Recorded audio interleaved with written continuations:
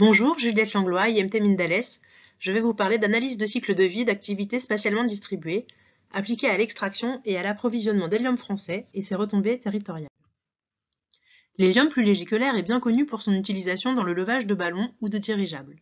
Mais ce composé possède d'autres propriétés remarquables qui l'ont rendu incontournable pour l'industrie électronique, pour la fabrication des écrans, de fibres optiques ou de semi-conducteurs, et autres usages à l'état gazeux qui représentent 75% du marché.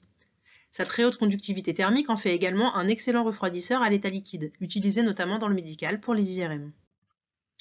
C'est une ressource qui au fil des années est devenue stratégique.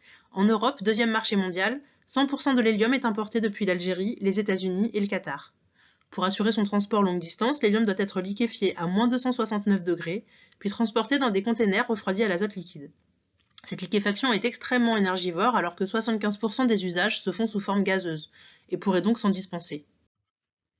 L'entreprise 458 Énergie pourrait changer la donne sur le marché européen de l'hélium et lui donner un souffle plus durable en valorisant des fuites d'hélium en surface qui s'échappent déjà naturellement vers l'atmosphère sur des zones de faille. 458 Énergie, on est une start-up qui fait de l'exploration du sous-sol à la recherche de gaz nouveaux, en tout cas en exploration. On cherche de l'hélium et de l'hydrogène natif.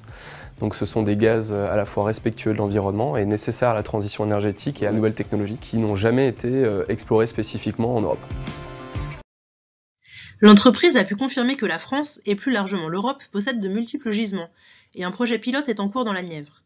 Cette approche rationalisée et novatrice permettra de valoriser de l'hélium en Europe et pour l'Europe, grâce à des sondages peu profonds et sans liquéfaction de l'hélium. Sur le territoire, cette nouvelle filière sera génératrice d'emplois directement, mais aussi indirectement grâce à la valorisation des coproduits. Parmi les synergies possibles, outre l'approvisionnement d'entreprises locales en CO2, on peut citer la minéralisation de CO2 avec des cendres, des déchets cimentiers ou des litiges sidérurgiques. Toutes ces avancées techniques se font en partenariat avec des industriels, mais aussi des instituts de recherche, et un partenariat portant spécifiquement sur le volet environnemental est en cours avec l'IMT Mindales.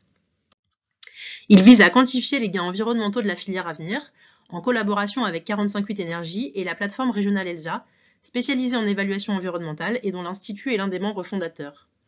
Cette évaluation environnementale se base sur la méthode d'analyse de cycle de vie, qui permet une évaluation exhaustive des impacts, intégrant toutes les étapes du cycle de vie d'un produit, du berceau à la tombe. Les impacts de la filière conventionnelle vont être comparés à ceux de la filière à venir, et différentes technologies ou hypothèses logistiques seront testées pour identifier les choix les plus pertinents du point de vue environnemental.